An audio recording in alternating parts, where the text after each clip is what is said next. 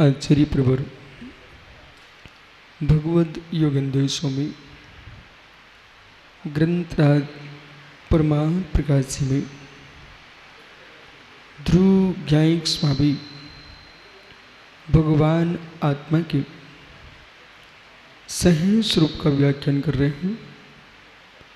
शुद्धा स्वरूप की उपलब्धि का साधन दैत्यभूत है। निश्चय विभार रत्नत्रय शुद्धात्म स्वरूप की उपलब्धि का कारण है। साधन और साधकतम करण विभार साधन है तो निश्चय साधकतम करण है। इन दोनों के होने पर ही जीव सिद्धि को प्राप्त होगा और परमार्थ दृष्टि से एक निज पारमार्थिक भाव पर स्थिर होगा। उसी के आलम्बन से जीव सिद्ध भगवान बनेगा। एक नियत निज पारमार्थिक भाव का आलम्बन लेगा जीव, उसी के आश्रय से सिद्धि को प्राप्त होगा। देव सा गुरु की आराधना करता हुआ जीव विभार से दर्शन होंगे, देव सा गुरु की आराधना कर रहा है, परंतु परमार्थ के पास जाइए। उपचरित सद्भूत और अनुपचरित सद्भूत ये दो नए को लेकर के आराध्य आरक भाव की दृष्टि डालना चाहिए। उपचरित सद्भूत अनुपचरित सद्भूत इन दो नयों का आलम्बन लेकर के आराध्य आराधक भाव की दृष्टि डालना चाहिए। शुभ उपयोग की जो भूमिका है वह भी निज पारमार्थिक की दशा है। इसको आपको स्वकीय प्रज्ञा के माध्यम से समझने की आवश्यकता है। जो विषय अनंत बार आप सुने हो रटे हो उनको गौण कर दीजिए। मेरा जो सदुपयोग है, हमने देवसा गुरु को अपना आराध्य बनाया है। उपचरित सद्भूत से भी हमारे सदुपयोग हैं, लेकिन वास्तव में जो हमने देवसा गुरु को आराध्य बनाया है वो आराध्य भाव मेरे निज आत्मा के अंदर है कि देवसा गुरु के अंदर है। मैंने जो भगवान को अपना आराध्य स्वीकार किया है तो आराध्य के जो भाव हैं वो मेरे हैं कि भगवान के? मेरे हैं। तो जो उपयोग की धारा है परिणतिजन्य उपयोग, तो परिणतिजन्य उपयोग है तो प्रशस्त अध्यवसाय भाव जो हो रहा है निश्चय दृष्टि से व्यवहार को देखिए। एक दिन हमने आपसे कहा था निश्चय दो प्रकार का है, एक भावनात्मक निश्चय और एक तो निश्चय निश्चय व्यवहार निश्चय। जो निश्चय व्यवहार निश्चय है वो भावना रूप निश्चय है, उसकी व्याख्या कर रहे हैं। वो व्यवहार रूप निश्चय भावना रूप निश्चय है। शुद्धो हम बुद्धो हम ये सब क्या है? ये भावना रूप निश्चय है। और एक जीव अभेद में लवलीन है वो निश्चय, एक दृष्टि का निश्चय जो निर्णयात्मक है, हमने निश्चय किया है, परंतु जो हमारा व्यवहार है वो भी हमारा पारमार्थिक भाव से युक्त है।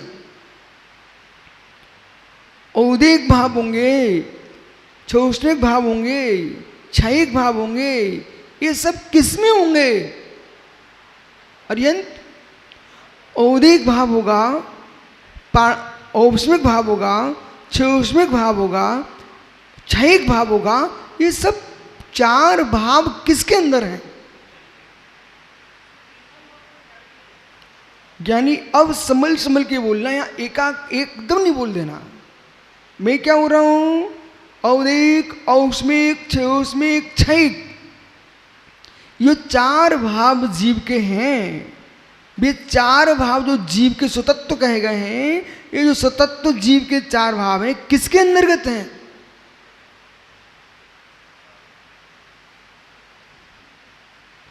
चारों ही भाव पांचवें भाव में निहित हैं, पांचवें भाव के अंदर हैं, लेकिन वे चारों भाव पांचवा भाव नहीं है। पाणामिक भाव न होता होता औष्मिक भाव किसमें, क्षोष्मिक भाव किसमें, औदिक भाव किसमें, क्षायिक भाव किसमें? जीवत्व में। जीव में है तो जीव क्या है? पाणामिक भाव है। जो पाणामिक भाव है, अशुद्ध पाणामिक के अंदर ये चार और होंगे, सो पांच। और जब ये जीव शुद्ध पाणामिक को प्राप्त होता है तो भव्यत्व भाव का भी अभाव हो जाता है। औष्मिक का अभाव होगा, क्षौष्मिक का अभाव होगा, औदिक का अभाव होगा, बचेगा मात्र हमारे पास क्षयिक और पाणामिक। इसलिए जब आप भगवान देवसा गुरु की भक्ति में तल्लीन होने के लिए मन करें तो आप देवसा गुरु को निहारिए, अच्छे से निहारिए, और ये देखना चाहिए कि जो मेरा प्रणाम चल रहा है, ये मेरा जो प्रणाम चल रहा भाव चल रहा है, जो कर्म सापेक्ष भाव है, जो कर्म सापेक्ष भाव है, वो कर्म सापेक्ष भाव जो चल रहा है वह किसके अंदर है? कर्म की सापेक्षता से स्यात् प्रभाव, कर्म की सापेक्षता से स्यात् प्रभाव,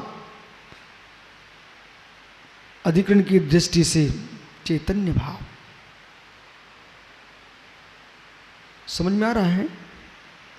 अधिकरण की दृष्टि से चैतन्य भाव, कर्म सापेक्षता में पौद्गलिक भाव। ऐसा निर्णय जो कर रहा है तत्व का, सम्यक दर्शन का भाव, सम्यक दर्शन का भाव नहीं है छोटा भाव। सम्यक की निर्मलता के लिए विराटता चाहिए। उस विराटता को बोध कराने वाला सम्यक ज्ञान है। उस विराटता में लीन होने के लिए सम्यक चारित्र, यही मोक्ष मार्ग है। यत बोले इत्यादि ब्रूते कोसौ कर्ता, कर्ता कौन है? विभार नया, विभार नय। किम ब्रूते, क्या बोलता है? चारित्रम दंशनान चरित्रम, सम्यक दर्शन ज्ञान चारित्र्यम, सम्यक दर्शन ज्ञान चारित्र तीनों, तम पूर्वोक्तम भेद रत्नात्रय स्वरूपम, यह है भेद रत्नात्रय स्वरूप। और तीनों तीनों भिन्नत्व होने पर भी अभिन्नत्व भूत है। सम्यक में, सम्यक ज्ञान में, सम्यक चार्थ में, अरिंत भैया अतत भाव। सम्यक दर्शन में, सम्यक ज्ञान में, सम्यक चार्थ में अतत भाव। स्वीकार मेहता जी, सम्यक में, सम्यक ज्ञान में, सम्यक चारित्र में अतत भाव। सम्यक दर्शन ज्ञान चारित्र में अतत भाव स्वीकार कीजिए। सम्यक का स्वरूप भिन्न है, चारित्र का स्वरूप भिन्न है, सम्यक ज्ञान का स्वरूप भिन्न है। एक ही आत्मा के अंदर तीनों होने पर भी तृतीयमपि भिन्नम, तीनों ही भिन्न है, और भिन्न होने पर भी तृतीयमपि अभिन्नम, अभिन्न है। अधिकरण की दृष्टि से तीनों अभिन्न है और निज निज रूप के पेश तीनों भिन्न है। वो आत्मा के अंदर विशिष्ट गुण है। एक ही आत्मा में श्रद्धा प्रकट हो रही है, सम्यक ज्ञान प्रकट हो रहा है, वो चारित्र प्रकट हो रहा है। और यदि शांत चित्त होकर के कोई भी जीव देखना चाहे, तीनों अवस्थाएं अपने अनुभव ज्ञान से देख सकता है, जान सकता है। सम्यक दर्शन को अरिहंत भैया जान सकता है जी। बोला सम्यक दर्शन को जान सकता है, सम्यक ज्ञान को जान सकता है और सम्यक चारित्र को भी जान सकता है। इतनी योग्यताएं आपके पास हैं, आप सम्यक दर्शन ज्ञान चारित्र को जानिए। भेद दिखाई देगा, भेद दिखाई देगा और बस आपको वही लक्ष्य बना के चलना है। देह एक होने पर भी देह के अंतर्गत इंद्रियां अंग अंग भिन्न भिन्न दिखते हैं, ऐसी आत्मा एक होने पर भी आत्मा में तीनों रत्न अलग अलग दिखाई देते हैं। विश्वास जो है, आस्था जो है, प्रतीति जो है, वो आपको अलग समझ में आती है कि मेरी आस्था क्या है, तो आपको सम्यक दिखाई देगा। मेरा अंतरंग विश्वास क्या है, किस पर है, किस दृष्टि से है, ये सम्यक तो बोल रहा है।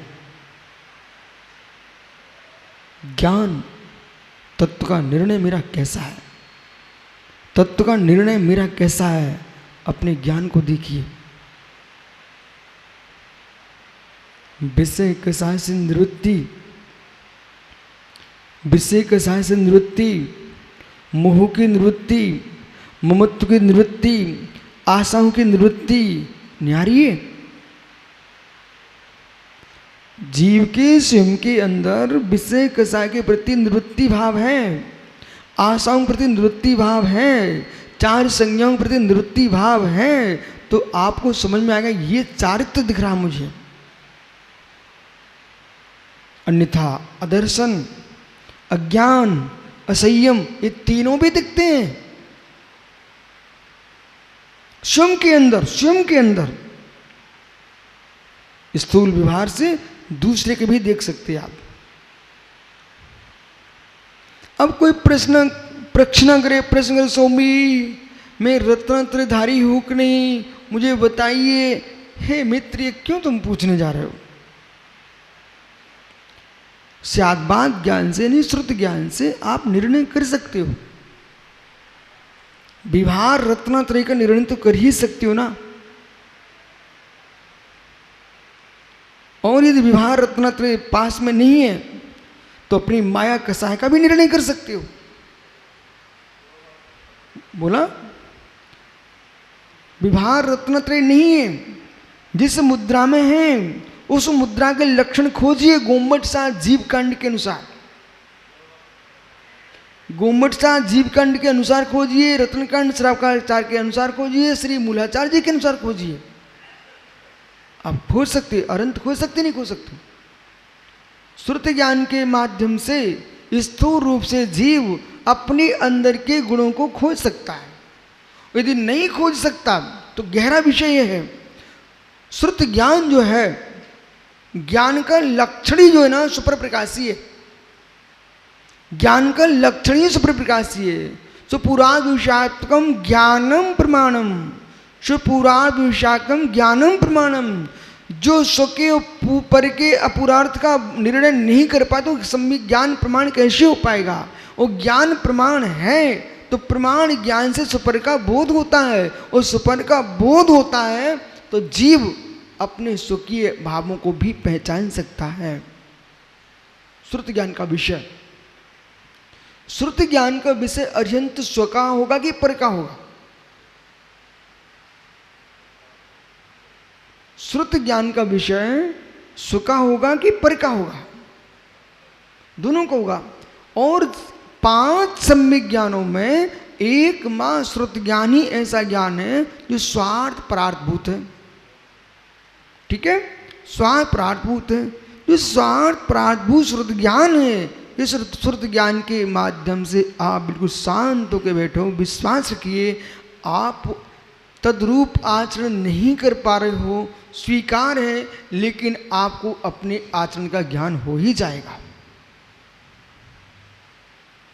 धैर्य पूर्वक जीव निर्णय करे, धैर्य पूर्वक निर्णय करे तो आपको एक एक बात स्वयं की समझ में आएगी,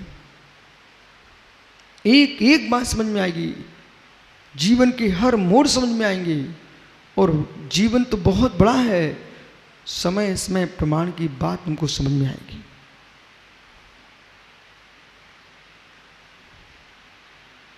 भजन के साथ नहीं जीना चाहिए।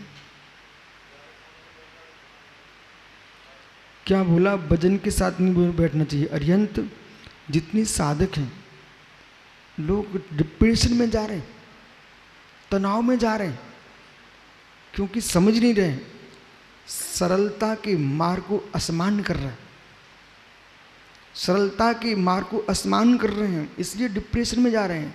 मोक्ष तत्पर गहरी श्रद्धा होना चाहिए।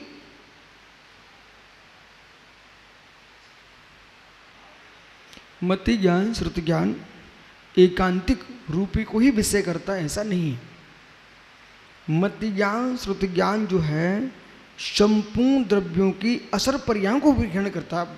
अरिहंत सुनो ना, मति ज्ञान श्रुति ज्ञान के जो लक्षण है, मत श्रुति और निबंधेशु द्रव्येशु पर्यायेशु, इसलिए पहले तो अपने दिमाग में रखना। मैं एक बार एक विद्वान से और सुन चुका था, तो मैं शांत था, मैंने बहुत सोचा कुछ गड़बड़ दिख रहा है, ऐसा हमने सोचा कुछ गड़बड़ दिख रहा है, ये बोल रहे हैं।